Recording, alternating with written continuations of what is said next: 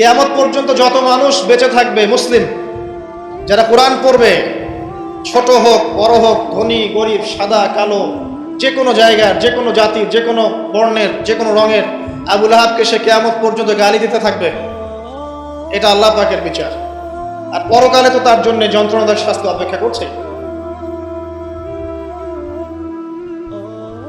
আরেকজন ব্যক্তি ছিল যার নাম উতাইবা, এ আবু লাহাবেরই ছেলে। একদিন নবী সাল্লাল্লাহু আলাইহি ওয়াসাল্লামকে সে গিয়ে বলছে, ওয়ান নাজমি ইযা হাওয়া, এই সূরার এই প্রথম দিকের আয়াতগুলো আমি বিশ্বাস করি না। এক পর্যায়ে নবী সাল্লাল্লাহু আলাইহি ওয়াসাল্লামের সাথে বাকবিতণ্ডা করতে লাগলো।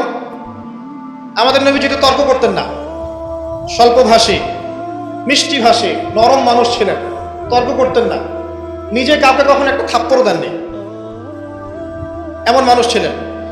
তো সেই মানুষটাকে সে মুখে থুতু নিক্ষেপ করেছিল, তবে এই থুতুটা তার মুখ পর্যন্ত পৌঁছে নাই, আল্লাহ পাক পৌঁছাতে দেননি।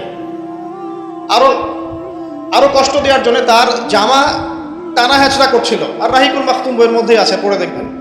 আল্লামা সফিউর রহমান মোবারকপুরি রাহিমাহুল্লাহ রচিত আর রাহিকুল মাখতুম, যেটা 1187টা বা 85টা বইয়ের মধ্যে ফার্স্ট প্রাইজ পেয়েছে, প্রথম স্থান অধিকার করেছে এই বই। এখানেই লেখা আছে। তো নবী সাল্লাল্লাহু আলাইহি ওয়াসাল্লাম কষ্ট পেয়েছিলেন। কষ্টে তখন তিনি বলেছেন আল্লাহর কাছে, ওই মুহূর্তে বলেছেন, আল্লাহ,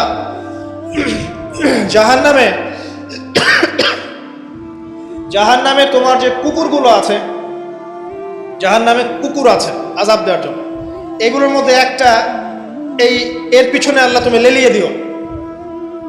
এটা বদদুয়া করেছেন নবী সাল্লাল্লাহু আলাইহি ওয়াসাল্লাম।